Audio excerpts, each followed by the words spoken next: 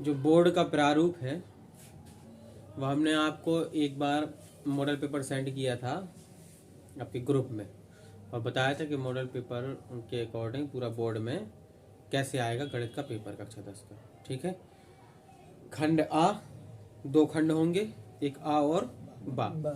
आ में होगा objective type question 20 number के, जो आपको OMR शीट में करना है। बात समझ में आ रही? दूसरा खंड बा होगा, ठीक है, उसमें 5 क्वेश्चन होंगे।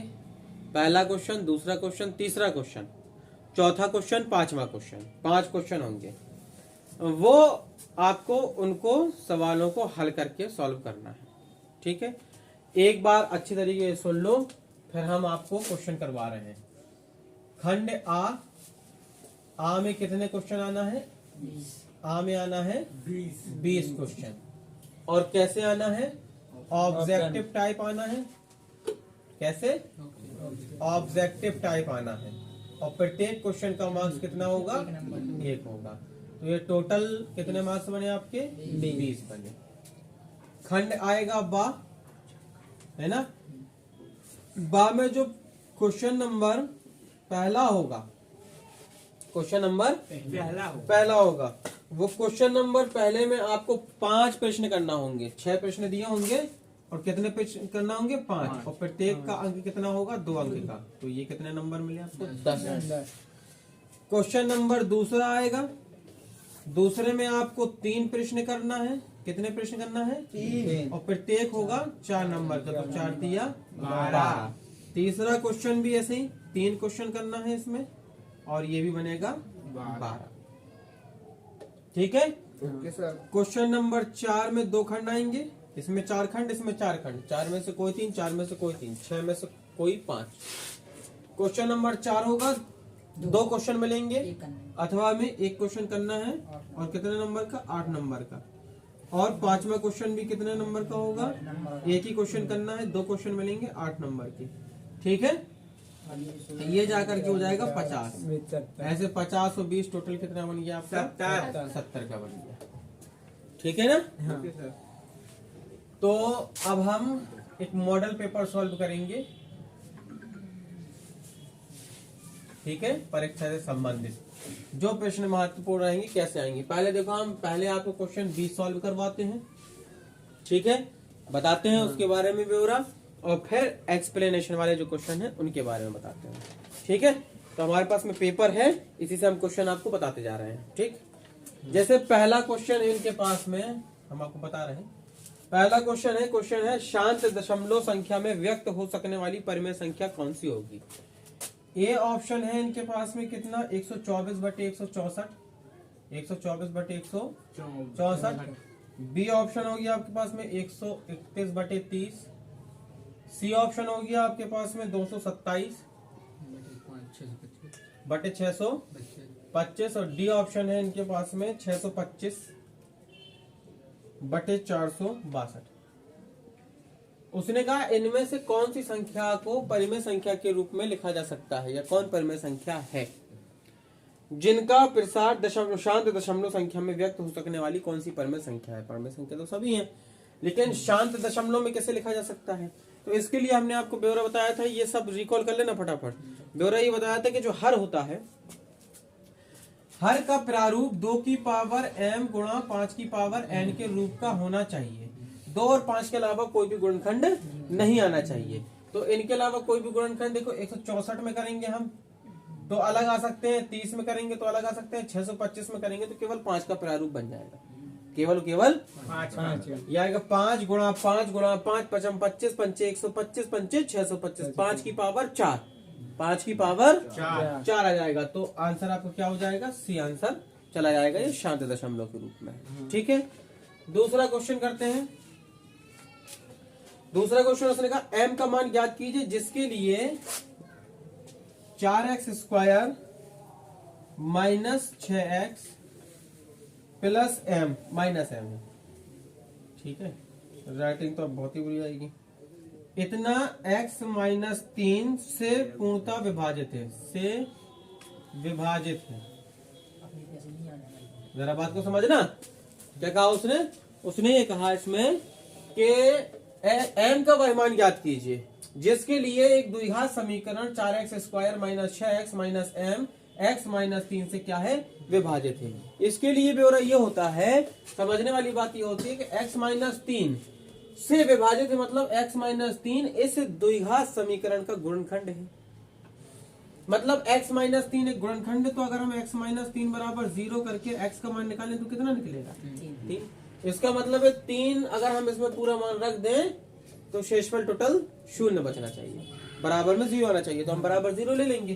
तो देखो 4 गुणा x का मान हम रख देंगे 3, तो 3 का वर्ग आ जाएगा, माइनस 6 गुणा 3 रख देंगे, माइनस m बराबर 0। 3 तिरका 9, 9 चौको 36 और 6 तिया 18, माइनस m बराबर 0। 36 में से 18 गए, माइनस के 18 बचे, माइनस m बराबर 0। माइनस m बराबर क्या हो जाएगा 18 इस पक्ष में जाएगा, या m बराबर माइनस 18। तो माइनस 18 जो ऑप्शन जाएगा तो वो आपका सही ऑप्शन होगा। ठीक है, इसमें प्लस 18 लिखा हुआ है, लेकिन आप देखो x बराबर 3, तो 3 यहाँ पर, हाँ अगर यहाँ प्लस लगा लोगे तो यहाँ पे प्लस का 18 आ जाएगा। ठीक है, आगे पूरी बात समझ में। तीसरा क्वेश्चन देखें। तीसरा क्वेश्चन में उसने दो बिंदुओं के निर्देशांक कितने हैं, -8,0 व 0,8। दो बिंदुओं के निर्देशांक कितने हैं, इन बिंदुओं से बने रेखाखंड के मध्य बिंदु के निर्देशांक ज्ञात कीजिए। सिंपल सी बात है, मध्य बिंदु के निर्देशांक तो आपको आते हैं, ये x1 y1 कहलाएगा और ये x2 y2 कहलाएगा। और मध्य बिंदु के निर्देशांक क्या होते हैं, x1 प्लस x2 बटे 2, y1 प्लस y2 बटे 2। यहाँ पे मान रख देंगे -8 0 बटे 2, यहाँ में -4 आ जाएगा और यहाँ +4 आ जाएगा। आ रही ना बात समझ में, ये हो जाएगा। ठीक है, इसके बाद अगला क्वेश्चन देखते हैं, चौथा क्वेश्चन, cos 60 cos 30। ये अच्छा क्वेश्चन है, अक्सर आते हैं। cos 60 cos 30 minus sin 60 sin 30। चलो बताओ फटाफट कैसे लगेगा, इसका मान क्या होगा। कुछ नहीं करना है, मान रख देना है हमको। क्या करना है हमें, cos 60 का cos 30 का मान रख देना है, sin 60 का sin 30 का मान रख देना है, बस निकल करके आ जाएगा। कितना आ जाएगा, टोटल 0 आएगा इसका आंसर। आंसर कितना आएगा, cos 60 और cos 30 का मान रख दो, sin 60 और sin 30 का मान रख दो, आंसर 0 आ जाएगा। ठीक है ना, आंसर क्या आ जाएगा, 0 आ जाएगा। इन्होंने अगला क्वेश्चन जो है, पांचवा क्वेश्चन, जो कि समझ में ना पूछ लेना। पांचवा क्वेश्चन है, 1 से 9 तक की प्राकृतिक संख्याओं का समांतर माध्य क्या होगा। 1 से 9 तक की समांतर माध्य, 1 2 3 डॉट डॉट डॉट 9 तक समांतर माध्य क्या होगा। तो समांतर माध्य कैसे निकालते हैं, संख्याओं का योग बटे पदों की संख्या, पदों का योग बटे पदों की संख्या, समांतर माध्य आ जाएगा। तो ये आप समांतर माध्य इसको निकालेंगे, 1 से लेकर 9 तक की 10 संख्या, इनका योग कर देंगे। योग करोगे तो कितना आ जाएगा, 1 से लेके 9 तक का योग निकाल लो। 1 धन 2 धन 3 धन 4 धन 5 धन 6 7 8 9 बटे में कितनी संख्या है, 9 ही तो है। बटे में कितनी है, 9 है। जोड़ लो कितना हुआ, 9 8 17 17 24 30 35 35 40 2 42 43 44 45, कितनी आ गई बटे 9 पना 45 आ गई। किसी को कोई दिक्कत है नहीं। छठवां सवाल देख लें। समीकरण 3x² क्या कहा उसने, 3x² माइनस 4x माइनस के बराबर 0 का विविधकर 88 है। विविधकर क्या है, विविधकर को कैसे व्यक्त करते हैं, d से। d बराबर कितना है 88, विविधकर क्या है 88 है, विविधकर क्या है 88 है। के का मान कितना होगा, के का मान कितना होगा, तो हम जानते हैं कि b² माइनस 4ac बराबर होता है d, और d आपके पास में कितना है, d है 88, और b abc के मान क्या कहलाएंगे, a का मान 3 कहलाएगा, b का -4 और c का माइनस क्या कहलाएगा, क्योंकि अपन तुलना करते हैं ax² plus bx plus c से। तो बस सॉल्व कर लोगे तो क्या आएगा, -4 का वर्ग आ जाएगा, -4 गुणा a का मान है 3 और c का मान है माइनस के बराबर में जाएगा 88, है ना। तो ये कितना बन जाएगा, 4 चौको 16, 4 तिया 12, 12 प्लस 12 के बराबर में 88। तो हम 16 को उस पक्ष में ले चलेंगे, 12 के बराबर 88 में से 16 चला जाएगा, 88 में से 16 चला जाएगा तो कितना बचेगा? 72 बचेगा। 6 बार भाग चला जाएगा, के बराबर कितना देगा? 7वां क्वेश्चन। ठीक है ना, इस तरह के क्वेश्चन आते हैं। तो सॉल्व आपको सामने पृष्ठ पे नहीं करना है, सॉल्व आपको रफ रजिस्टर में करना है। कॉपी कौन से पीछे पृष्ठ पर, रफ रजिस्टर में करना है। और जो आपका आंसर आए उसको आपको पृष्ठ पर यानी कॉपी के पहले पेज पे या दूसरे पेज पे जहाँ पे भी लगा रहे हो वहाँ कॉपी में नहीं, इसे तो OMR शीट में लिखना है। तो जो आप पहले साइड में सॉल्व कर लोगे इन्हें कॉपी में, और जो आंसर आता है, जिस क्वेश्चन नंबर का जो आंसर आता है उसका आप गोला सर्किल कर दोगे। ठीक है, OMR शीट वाले हैं ये पूरे 20 सवाल जो चल रहे हैं। तो नोट कर लें। 7वां सवाल नहीं, अभी बोर्ड तो भाई 7वां सवाल देखते हैं पहले। ये देखो, ये एक त्रिभुज है और इन्होंने कहा AECDB। ठीक है, ये एक लाइन है जो किसके पैरेलल है? BC के पैरेलल है, BC के समांतर है। ये वैल्यू है x, ये वैल्यू क्या है? और ये है 3, ये कितनी है? 3, और ये है 4, और ये कितनी है? 4 नहीं देना चाहिए, इसे 8 देना चाहिए। ऐसे कितनी देना चाहिए? ये मिसप्रिंट है, सवाल आपको क्या है? मिसप्रिंट है। ठीक है, तो आप जानते हैं जब ये DC BC के पैरेलल है, समांतर है, DC BC के पैरेलल है, समांतर है, तो AED और ACB समरूप त्रिभुज है। समरूप त्रिभुज में संगत भुजाओं का अनुपात बराबर होता है। तो अगर हम इसको देखें कि ये वाली भुजा है DE तो यानी 4, ये वाली भुजा है BC तो यानी 8, फिर छोटे त्रिभुज की आधार भुजा है x, छोटे त्रिभुज की आधार भुजा है 3, 4 दूनी 8, 3 ऊपर आएगा, 3/2 बराबर x, या x बराबर कितना जाएगा? 1.8 है ना, बात समझ रहे हैं ना? तो इस तरीके से आपको सवालों को लगाना है। फिर अगला सवाल पे चलते हैं। लाइन खींच दीजिए, नहीं तो उधर से डिसबैलेंस हो जाएगा। ऐसे क्या डिसबैलेंस है? नोट करना है, नोट करने का है कुछ? नहीं का है? क्या नोट करने का है? समझते जाओ बस फटाफट, है ना? नोट करने में थोड़ा रिवीजन हो जाता है ना। अच्छा, जमाने भर में जब साल भर पढ़ते रहे तब रिवीजन नहीं किया, अब रिवीजन हो रहा है।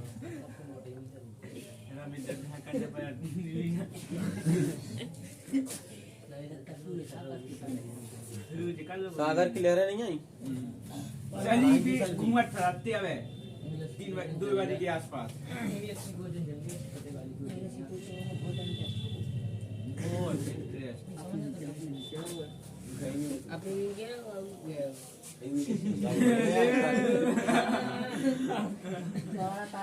दर्द हो रहा है? दर्द हो रहा नहीं, अभी ये टाइट हो रहा। 8वां क्वेश्चन देखें। क्वेश्चन नंबर 8 क्या कह रहे हैं? P और Q दो धनात्मक पूर्णांक संख्याएं इस प्रकार हैं।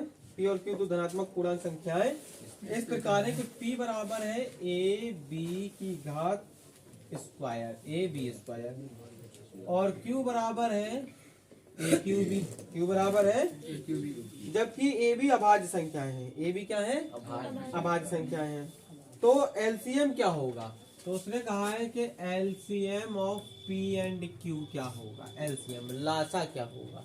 सोचो जरा, P को आप ऐसा लिख सकते हो ना, A गुणा B गुणा B, और इसको लिख सकते हो A गुणा A गुणा A गुणा B। तो LCM तो भैया वो आता है कि जो उभयनिष्ठ कॉमन फैक्टर हो उन्हें लिख लो, और जो कॉमन के अतिरिक्त भी बचे उन्हें भी लिख लो।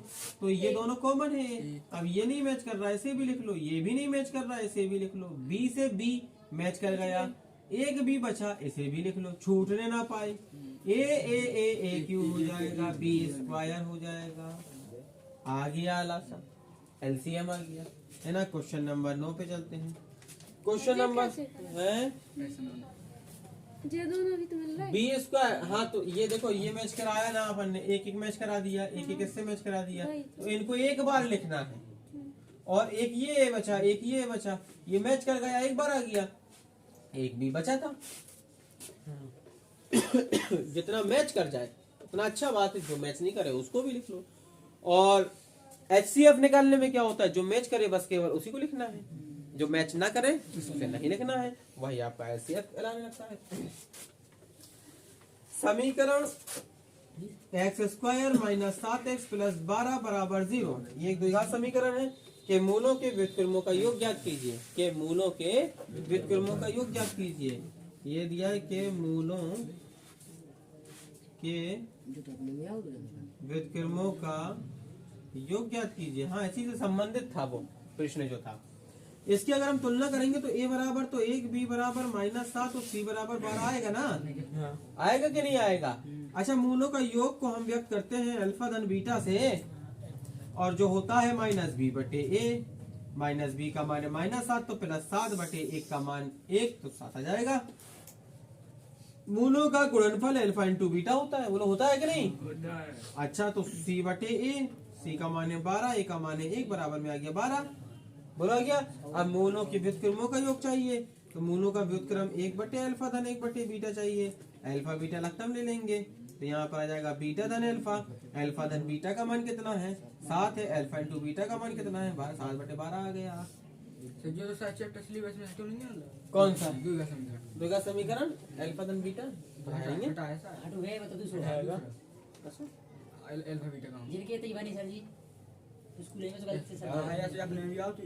हाँ, एक आया था। सही कह रहे। हाँ, बात चलो, आया था तो हमने समझा दिया। ठीक है, चलो चलते हैं आगे।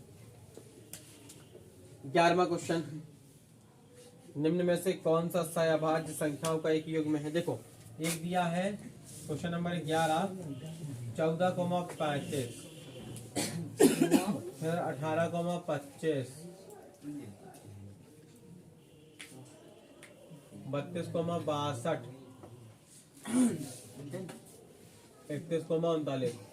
इन चार में उसने ये कहा है कि सहअभाज्य संख्याओं का योग में क्या है? सहअभाज्य संख्याओं का योग में क्या है? सहअभाज्य संख्याएं क्या होती? जानते हो क्या होती है सहअभाज्य संख्या? सहअभाज्य संख्याएं एक ऐसी संख्या कहलाती हैं जिनमें क्या हो गया जी, जिनमें ऐसे तक रहे हैं, अब पता ही चलो। सहअभाज्य संख्या में मतलब समझते, जिनमें कोई भी उभयनिष्ठ गुणनखंड ना हो, एक के अलावा कोई कॉमन फैक्टर ना हो। देखो, 14-35 में तो 7 उभयनिष्ठ है, 7 का भाग तो 14 में भी जाता है और 25 में भी जाता है। बोलो जाता कि नहीं? इसमें तो 2 कॉमन है, मतलब 2 उभयनिष्ठ, 2 का भाग दोनों में चला जाता है। इसमें 31 उभयनिष्ठ है, 31 का भाग 31 में जाता है और 93 में भी जाता है। बचा कौन? एक तो बबुआ बचा है ना, एक तो बबुआ बचा है, बस यही सहअभाज्य गुणनखंड। ठीक है, इसमें कोई भी कॉमन फैक्टर नहीं है।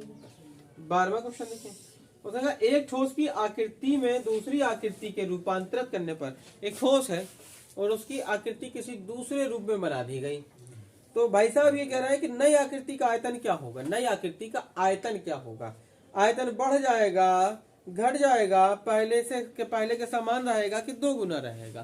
तो पहले के समान न रहेगा, उतना ही तो रहेगा। एक आटे की लोई लो 50 ग्राम 100 ग्राम की, फिर उसकी लंबी सी एक डोरी बना दो ऐसे ऐसे घुमा के, तो रहेगा तो वो 100 ग्राम ही ना। चाहे चौकोर टिकिया बना दो और चाहे रोटी के बराबर बेल दो तो भी 100 ग्राम ही रहेगा। बेली है रोटी बनाए हो?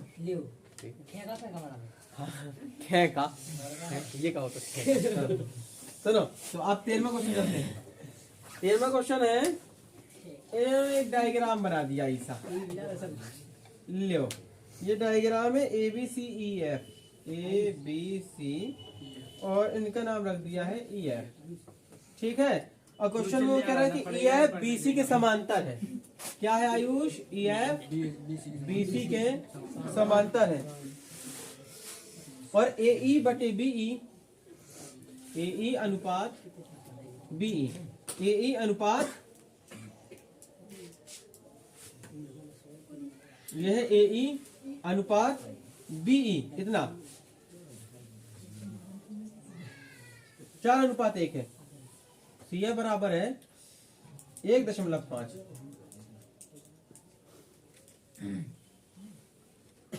तो AF क्या होगा? ठीक है भैया ना, जब EF BC के समांतर है, समरूप त्रिभुज है, समरूप त्रिभुज है, तो AE बटे BE बराबर तो यह आ जाएगा AF बटे FC या CF। ए ई बटे बी ई बराबर क्या जाएगा 4/1 और ए एफ का मान चाहिए है और सी एफ बराबर कितना 1.5। ए ई बटे बी ई का मान 4:1 था, यानी ये 4 भाग था, ये 1 भाग था, और सी एफ का मान 1.5 भाग था। ये वाला भाग हमें निकालना था, हमने लगा दिया ए ई बटे बी ई बराबर ए एफ बटे सी एफ। 4:1 ये था, ए एफ का मान निकालना था 1.5। 15 चौको 60, 6.0 बराबर ए एफ, यानी ए एफ बराबर 6 सेंटीमीटर कहलाएगा। ठीक है, 13वां क्वेश्चन देखते हैं। ये 13वां ही क्वेश्चन था, 14वां क्वेश्चन देखते हैं ना। बिंदु -3,4 की एक्स अक्ष से दूरी, -3,4 की एक्स अक्ष से दूरी। सोचो जरा, एक्स अक्ष पे -3 चल रहा, मतलब यहाँ कहीं आएगा, और वाई अक्ष पर 4 चल रहा, तो यहाँ कहीं आएगा। तो एक्स अक्ष से दूरी, एक्स अक्ष से दूरी यहाँ इतनी कहलाएगी। ये बिंदु एक्स अक्ष से कितनी दूरी पर है 4, तो एक्स अक्ष से दूरी बराबर क्या जाएगी 4। अगर वाई अक्ष से दूरी पूछता तो एक्स बराबर -3 कहलाता। ठीक है, -3 दूरी कहलाती। 15वां क्वेश्चन देखते हैं। 15वां क्वेश्चन, के की किस मान के लिए समीकरण 3x - y + 8 बराबर 0 और 6x - ky + 16 बराबर 0 संपाती है। क्या है संपाती? कंडीशन क्या होती है? बराबर C1/C2। अनेक हल संपाती में आते हैं, अनेक हल समांतर में कोई हल नहीं होता है। जब अनेक हल होते हैं तो कंडीशन क्या बनती है? A1/A2 बराबर B1/B2 बराबर C1/C2। A1 का मान 3 है, A2 का मान B1 का मान -1 और C1 का 8 है, A2 का 6 है, इधर पे रख देते हैं। देखो 3/6 आ जाएगा, B1 -1 बटे माइनस किया जाएगा, और ये 8/16 आ जाएगा। तो हम चाहे इन दोनों को ले लें, चाहे इन दोनों को ले लें, बात बराबर है। अगर हम इन दोनों को सॉल्व करते हैं तो 3 दूनी 6, यानी 1/2 बराबर 1/k के बराबर आ जाएगा। इतने हल हो जाएगा इसका। ठीक है, 16वां क्वेश्चन देखते हैं। ऐसे 16वां क्वेश्चन ये है, ये 10 सेंटीमीटर है, ये ए बिंदु है, ये बी है, ये सी है, और ये डी बिंदु है, और ये 8 सेंटीमीटर है। क्या है? 8 सेंटीमीटर। तो उन्होंने कहा ए बी की लंबाई क्या होगी। देखो ये आयत है, तो ये 8 सेंटीमीटर है, तो ये भी 8 है ना। और जब ये 8 है और ये 10 कवर करेंगे तो 100 आएगा, 8 कवर करेंगे 64 आएगा, 100 में से 64 आएगा, 36 बचेगा, तो ये वैल्यू कितनी आ जाएगी? 6 आ जाएगी आपकी, है ना। वर्गमूल लेंगे, पाइथागोरस प्रमेय लगा देंगे समकोण चतुर्भुज एबीसी में। ठीक है, 17वां उसने कहा है, 17वां क्वेश्चन क्या कहा है? देखो 17वां क्वेश्चन कहा है कि बिंदु -6,5 एक बिंदु और -2,3 है एक बिंदु को मिलाने वाले रेखाखंड का मध्य बिंदु, इसका मध्य बिंदु जो है वो है AY3,4, AY3,4 है। तो ए का मान क्या होगा? तो इसके मध्य बिंदु क्या आएंगे? इसके मध्य बिंदु आएंगे -6 - 2/2, मतलब x1 + x2/2 और 5 धन 3/2, और ये इसके बराबर है AY3,4। 6 2 8, 8 का आधा -4, 5 3 8, 8 का आधा 4, बराबर में क्या है? AY3,4। तुलना कर देंगे तो AY3 बराबर -4, AY3 बराबर -4, तो A बराबर क्या आ जाएगा? A बराबर आ जाएगा 4 3 12 -, है ना। और देखते हैं 18वां क्वेश्चन। 18वें क्वेश्चन में इन्होंने कहा है कि cos 18वें क्वेश्चन sin A बराबर है 1/2। क्या है? cot A का मान ज्ञात कीजिए। पाइथागोरस प्रमेय से भी ज्ञात कर सकते हो, नहीं तो sin A बराबर 1/2 है। 1/2 किसका मान होता है? sin 30 का। तो A बराबर क्या आएगा? 30। A बराबर 30। उसने पूछा cot A का मतलब हो जाएगा cot 30, और cot 30 का मान क्या होता है? cot 30 का मान होता है √3। ठीक है, तो रूट 3 आ जाएगा। फिर 19वां सवाल, 19वां देख लो। 19वां सवाल कह रहा है कि cos 18 बटे sin 72, ये भी हम आपको बता चुके हैं। cos 18 को आप लिख सकते हैं cos 90 माइनस 72 हो जाएगा ना 18, और बटे sin 72, एक आ जाएगा इसका मान। 90 माइनस थीटा तो आप sin थीटा में तोड़ लेंगे, तो sin 72 बटे में आ जाएगा sin 72, ये कट जाएगा तो बराबर में कितना आएगा 1। ठीक है। और जो लास्ट क्वेश्चन है वो क्या है, भुजा 6 सेंटीमीटर वाले एक वर्ग के अंतर्गत खींचे जा सकने वाले वृत्त का क्षेत्रफल क्या होगा। ठीक।